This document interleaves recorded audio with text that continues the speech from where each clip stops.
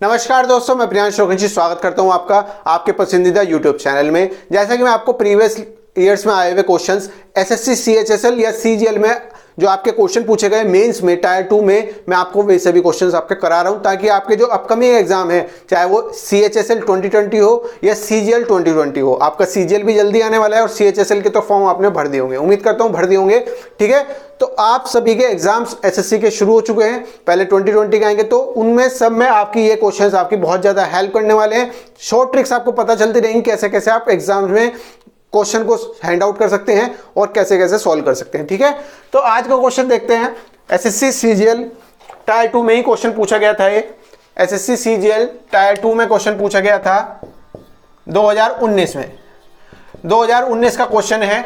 ठीक है, देखो परसेंटेज का क्वेश्चन है, मगर मेन चीज इसमें क्या है, अगर ये प्री लेवल में आ जाए तो बच्चे जो है ना वो उसके ऑप्शन में फंस जाएंगे, क्योंकि ऑप्शंस में गैप देखो कितना कम है। यहाँ पर 0.4 का गैप है, यहाँ पर 0.6 का गैप है और यहाँ पर 1.1 का गैप है। मतलब कि अगर बच्चों को परसेंटेज की वाली चीज अच्छे से याद ना हो, जो मैं कैलकुलेशन की ट्रिक आपको पढ़ा रहा हूँ थ्योरी में, वो याद ना हो, तो आपका क्वेश्चन गलत होने की संभावना हो सकती है। तो जो भी मैं आपके बेसिक्स क्लियर कराता चल रहा हूँ, मैं आपको बहुत समझदारी के साथ बहुत ज्यादा आइडिया लगाकर बता रहा हूँ कि आपको अगर कोई भी एग्जाम क्रैक करना है, चाहे 2020 हो चाहे 2021 में हो, आने वाले एग्जाम में हो, आपको बेसिक मजबूत करके चलना पड़ेगा, कैलकुलेशन को स्ट्रॉन्ग करके चलना पड़ेगा। और इसी वजह से मैं आपकी कैलकुलेशन पे ज्यादा वर्क कर रहा हूं रेदर देन आपका मतलब कि वो मेन पोर्शन वाले पे। उसमें तो मेहनत करेंगे, मगर अगर आपकी कैलकुलेशन मजबूत हो जाती है तो आप बहुत ज्यादा बेनिफिट कर पाएंगे। ठीक है, क्वेश्चन पढ़ते हैं। सबसे पहले क्या बोला गया है, Monica spend 72% of her income if her income increases by 20%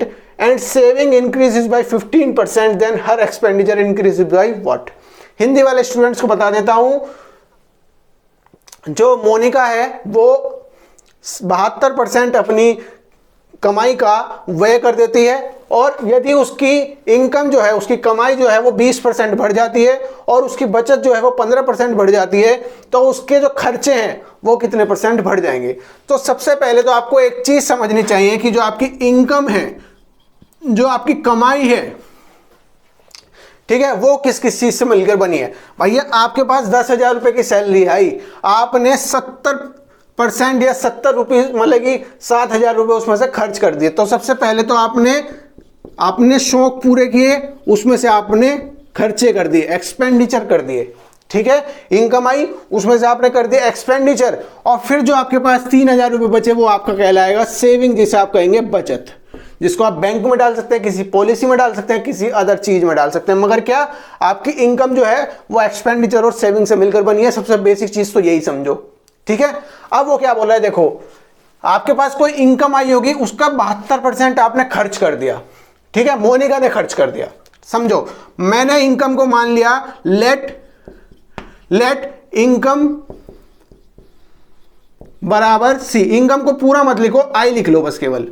ठीक है, इनकम को मैंने मान लिया 100 रुपए की मेरी इनकम हुई है, 100 रुपए मैंने कमाए हैं, चाहे एक दिन का मान लो, एक महीने का मान लो, कोई फर्क नहीं पड़ता। ठीक है, मगर मोनिका ने इनकम का 72% खर्च कर दिया, स्पेंड कर दिया। स्पेंड का मतलब एक्सपेंडिचर कर दिया 70%, वो सॉरी 72%। 100 का 72% कितना होगा भैया? 100 का 72% याद होगा परसेंटेज में, जब परसेंटेज करोगे नीचे 100 आ जाएगा, और 100 से 100 यहां का तो मतलब कोई तो 72 ही बचेगा।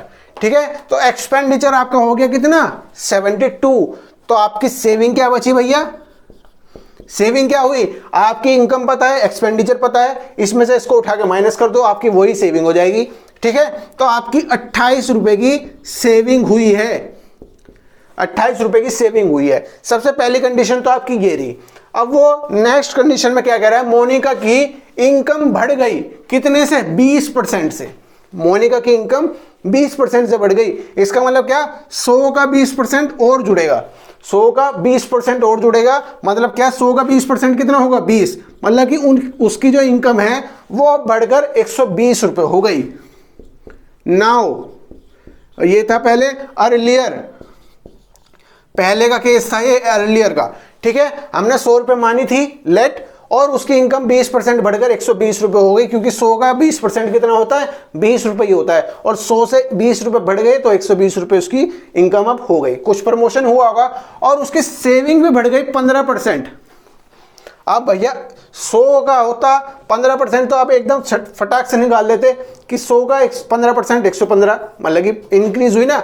मगर आपको 15% का परसेंटेज समझना चाहिए कि 15 का क्या होता है। देखो 15 को क्या लिख सकते हो, 3 का 5%, 3 गुना 5% भी तो लिख सकते हो। ये 5 से 15 और परसेंट का परसेंट तो वैसे के वैसे ही रहा, ठीक है। अब आपने 3 को यहाँ पर ऐसे कैसे लिख लिया और 5 को यहाँ पर लिख के उसके बराबर में यहाँ पर लिख लिया 100, क्योंकि परसेंटेज का नीचे 100 जाएगा। समझ में आई बात। अब इससे घटाया तो 20 आ गया, तो आपको वैल्यू क्या समझ में आई, 3 का 20 हो गया। 3 की वैल्यू 20 रुपए पर 3 रुपए का प्रॉफिट होगा, तो उसको 15% का प्रॉफिट कहेंगे। समझ में आई बात।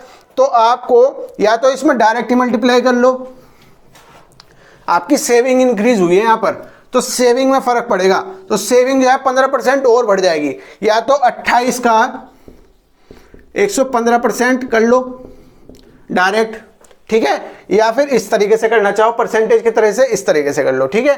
तो इसकी वैल्यू क्या हो जाएगी, या फिर कैसे कर सकते हो, 20 को फर्क कुछ नहीं पड़ेगा, वो ये वैल्यू आएगी। या तो 20 को कितना 23/20 लिख लो, या तो 20 को 23/20 लिख लो, या फिर यहां पर भी कट के 23/20 ही आ जाएगा, ठीक है। समझ में आया। तो 4 पंजे 20 और 4 सते 28, ठीक है, और 7 तिया 21, 7 दूनी 14 और 2 16, तो 5 तिया 15, 5 दूनी 10 और 5 दूनी 10, कुछ इतना बैठ गया है ना, 32.20 आ गया। ये तो आपको करना पड़ेगा, इतनी कैलकुलेशन तो आपको करनी पड़ेगी। 28 का 115% निकालने के लिए आपका जो वैल्यू आएगी 32.2 आएगी, मतलब कि 32.2 आएगी, इतने रुपीस, ठीक है। 120 में आपकी इनकम हो गई, और जो आपका सेविंग है वो भी बढ़कर कितनी हो गई, कितना हो गई, 32.2 हो गई, ठीक है।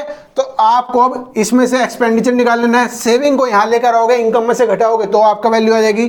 तो भैया उसमें से 12 और घटा लो तो कितना बैठेगा, 88, तो 87.8 आ जाएगी, 87.8 आ जाएगी, ठीक है। इसमें से घटा के कर लेना। तो अब क्या पूछ रहे हैं, एक्सपेंडिचर जो है वो कितने परसेंट से बढ़ गया है। देखो 72 से हो गया 87.8, 72 से हो गया 87.8 रुपीज हो गया। तो कितने का इंक्रीमेंट है, यहां पर करते हैं, इसको मिटा देते हैं, ठीक है। परसेंटेज इंक्रीज आपको निकालना है, परसेंटेज इंक्रीज। तो देखो सबसे पहले तो कितने का निकला, 87.8 में से आपको 72 घटाना पड़ेगा, इतना ही तो इंक्रीमेंट हुआ है। और कितने पर हुआ है, 72 रुपीज पर हुआ है, पिछले वाले पर हुआ है, ना कि दूसरे पे। जो आपका बेसिक होता है इंक्रीमेंट किस पे निकलेगा भैया, आपका 100 से 120 हो गया, तो 100 से ही तो बढ़ा, 120 तो नहीं बढ़ा। इसी तरह से आपका जो इंक्रीमेंट होगा वो 72 रुपीज पे होगा, जैसे इस वाले में भी किया था कि 28 से जो हुआ इंक्रीमेंट वो 32 रुपये पर हुआ, ठीक है। तो यहाँ पर 72 नीचे आएगा, परसेंटेज आपको निकालनी है, ठीक है, इसलिए आपका 100 भी यहाँ पर आएगा। अब देखो कितना हुआ, 15.8 डिवाइड बाई 72 आपको करना है, ठीक है। 15.8 और कैसे करोगे, 12 छिक 72, 12 एकम 12, तो करीबन आपके वैल्यू कितनी आएगी, 16 से करके देख लो, 16 छिक 96, तो 36 से कर सकते हैं ना, तो 12 से करके 12 छिक 72 और 12 एकम 12 और 12 तिया 36, 12 एकम 12 और 12 छिक 72, ठीक है, इतना कुछ आया, ठीक है। तो 6 की मल्टीप्लाई करोगे, 6 दूनी 12, 6 एकम 6 और कितना बचा 8, इतना बैठा, तो 2.1 मतलब कि 28 के आसपास बैठेगा। इसमें मल्टीप्लाई भी करोगे ना 21.8, तो आपका जो आंसर आ जाएगा वो 21.9 के आसपास आ जाएगा। तो C will be your right answer. समझ में आ गई बात कैसे हुआ, परसेंटेज आपको निकालनी थी, बहुत छोटी सी चीज थी मगर मैंने समझाने में टाइम लिया। अगर आपका एग्जाम में क्वेश्चन आ जाता है तो आपको डायरेक्ट निकालना पड़ेगा, इसमें थोड़ा सा आपको टाइम लग सकता है कि 28 का 15% क्या हो सकता है, ठीक है। तो 28 का एक तरीका तो यह है कि 23 बटे परसेंटेज निकालो, 23/20 कर लो, उससे निकल जाएगा, ठीक है। या फिर 115/100 कर लो, उससे भी आ जाएगा। समझ में आया। अगर वीडियो का कोई भी पार्ट आपको समझ में ना आया तो वीडियो को दोबारा देखें। अगर फिर भी ना समझ में आया मुझसे कमेंट सेक्शन में जुड़ सकते हैं। कहीं भी पूछ लीजिए, मगर मैं जरूर बताऊंगा आपको। ठीक है, अगर चैनल का कंटेंट अच्छा लग रहा है चैनल को लाइक शेयर सब्सक्राइब जरूर कीजिएगा। तब तक के लिए नमस्कार, जय हिंद।